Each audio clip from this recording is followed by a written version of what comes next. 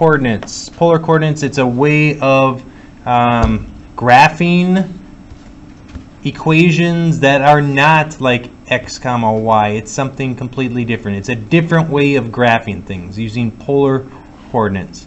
For those moving on in math, we do not do any polar calculus in Calc 1 or Calc AB here. It is now it's in Calc 2 or Calc BC. The Calc BC class just finished a chapter on polar calculus. So for those moving on, you'll see it eventually, but it won't be in Calc 1. All right, so let's look at, I don't even know what this looks like. If I graphed r equals 1 plus theta. Yes, you're going to have to know some trig stuff like angles, special right triangles maybe, like kind of SOHCAHTOA things. If I graphed that on our calculator, the first thing I have to do is change the mode. So I'm going to go to mode.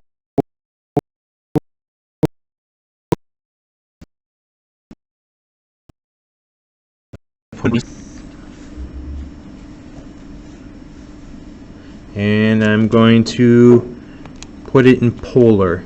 Parametric is 8.7. That's the next section in this class.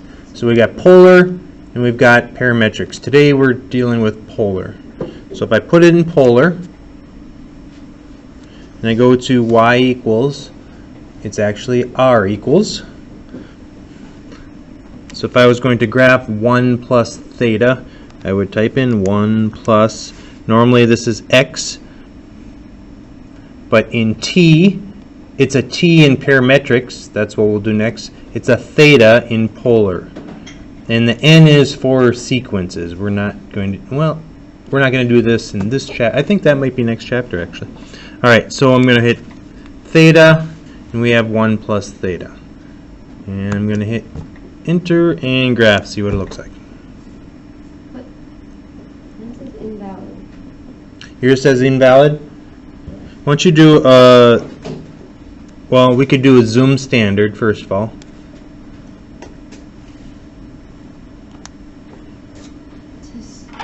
Is it still invalid? Probably.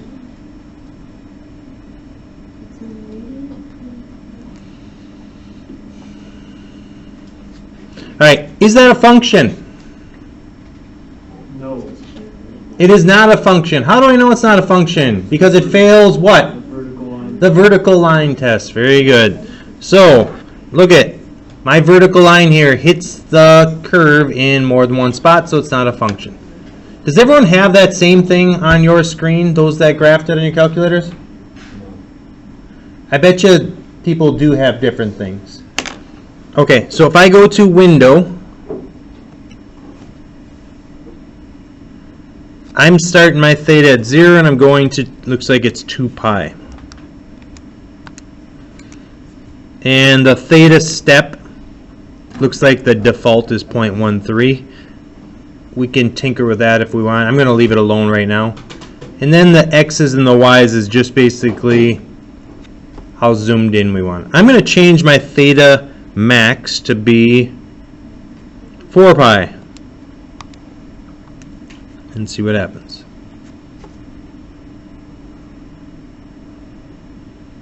Alright, so it went around once, then it went around again. Hey, we could zoom out.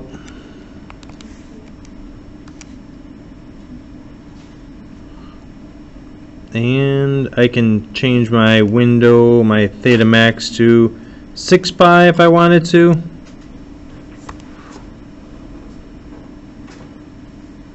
And it goes around 3 times. You can kind of see the pattern. I guess that'd be called a spiral. So it would go on forever and keep getting bigger and bigger. There's a ton of different ways, different shapes in flowers and stars and all these different things using polar coordinates. Okay, things that we could not have represented with just the XY Cartesian coordinate plane. Alright, so I'm going to give you a couple minutes. We're going to do a contest to see who can make the coolest, most epic graph. So go ahead and tinker, and then we'll have judges, and I'll give out a fabulous prize to the winner. I'll give you 2 minutes. Ready, set, go. All right, any contenders? I say again, this prize is just so fabulous. Can we see what? I don't know what the prize is yet, but See a cool one you can make. for me, Yeah. how about 2 sine theta? Something simple like that. Let's see what it does. Isn't that beautiful?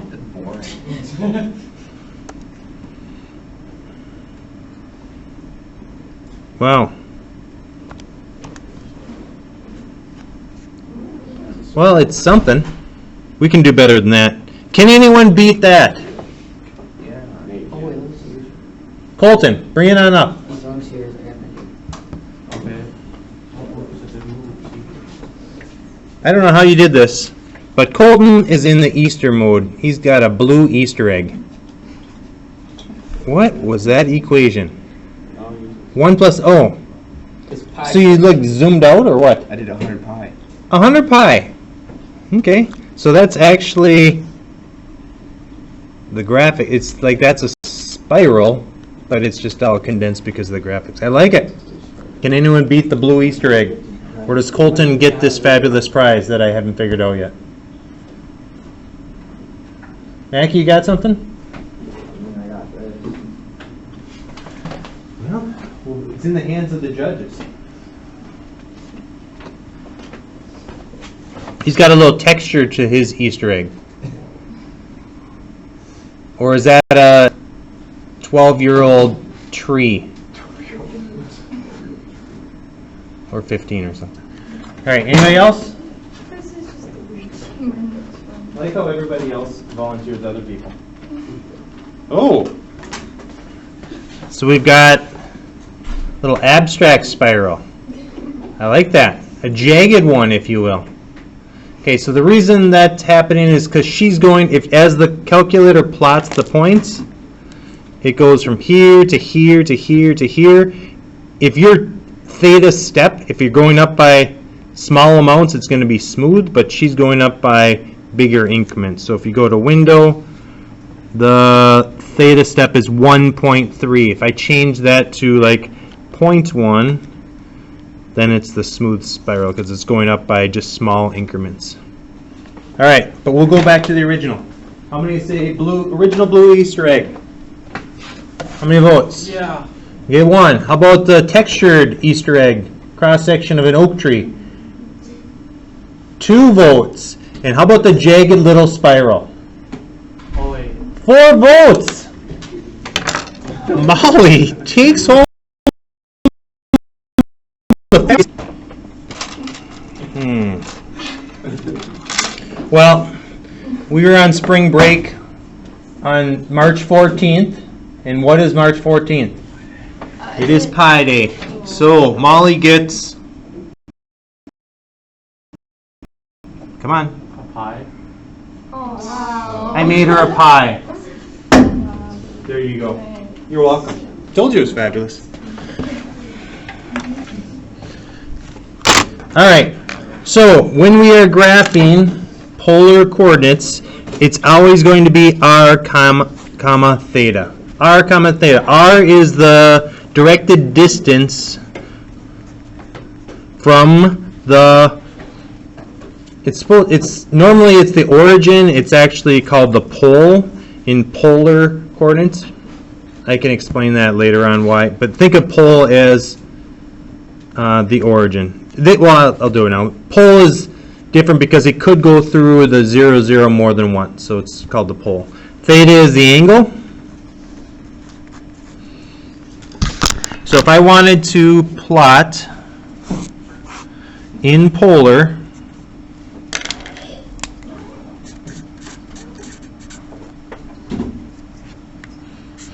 and I'll do polar and I'll do rectangular. Rectangular is what we're used to. It's called the Cartesian or rectangular coordinate system. So if my polar point, I know, try to keep up here. Stupid projector. All right, so what if my polar is 3, comma pi over 2. Where does that land? Well, this r, this is your r, and that is your theta. It's always r comma theta. So how far is it? It is 3 units from the pole, and it's at the angle pi over 2. Do you remember pi over 2? Where is that? 90 degrees. Up, down, left, or right? We're going straight up. Pi over 2, 90 degrees, somebody said. So I'm going up 3. This point right there is 3 comma pi over 2. Because it's 3 units from the pole, and it's at the angle pi over 2. So the one that corresponds with that, just regular graphing, would be 0 comma 3. So that'd be a good question. I'm sure you'll see that in your assignment. It'll be on your test. You have to find the rectangular coordinate. Let's say I have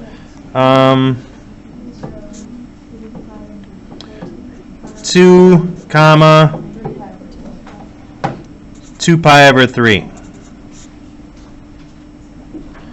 All right, so where does that land? It is 2 units from the pole, and it's 2 pi over 3. 2 pi over 3 is what angle? In degrees. Do you remember?